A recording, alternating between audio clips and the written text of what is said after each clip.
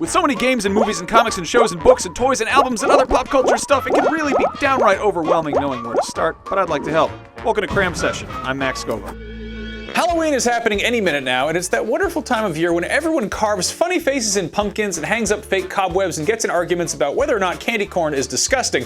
Personally, I think it's really dreadful, but I still like it. You know what else is dreadful, but which a whole lot of people really enjoy? Horror movies. And books. And games, and comics, and TV shows, and really a whole lot of other kinds of horror things. So let's talk about those. Now, I have mixed feelings about horror. I was a really wussy kid growing up, and I'd get scared easily, but I always liked spooky stuff. Monsters, ghosts, the darker side of the supernatural. I always really thought that stuff was awesome, but I never really enjoyed the feeling of actually being scared. So I figured I'd run down a few recommendations of things that are really creepy, but not straight up your pants terrifying. Guillermo del Toro has made some legitimately scary movies, and a lot of people were disappointed by his most recent project, Crimson Peak, because it wasn't scary enough, which is probably because it's not supposed to be a horror movie. It's a gothic romance. Del Toro said so himself, and it was just a victim of bad marketing trying to cash in on Halloween timeliness, just like this very video.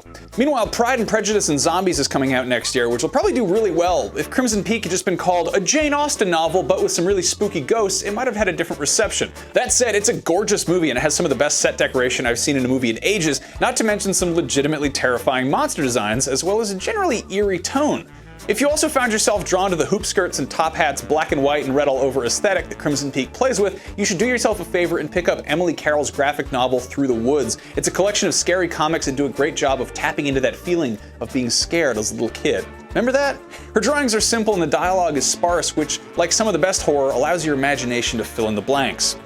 Edward Gorey is another illustrator who's known for tackling the macabre with a limited palette and a few words, and if his name doesn't immediately ring a bell, his style should, since he's been hugely influential to everything from Tim Burton movies to Nine Inch Nails videos. He's real goth.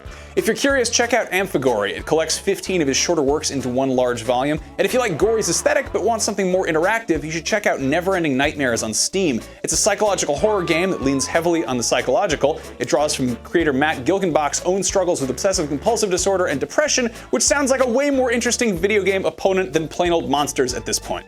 One of the biggest disappointments in recent gaming history was the cancellation of Silent Hills, the would-be collaboration between Hideo Kojima, Guillermo del Toro, and, as it was recently revealed, master of horror manga Junji Ito. If you want to rub some more salt in the wound and imagine what Silent Hills could have been like, check out his manga, Uzumaki. It's about a town where a bunch of weird bad stuff keeps happening, and it's real creepy.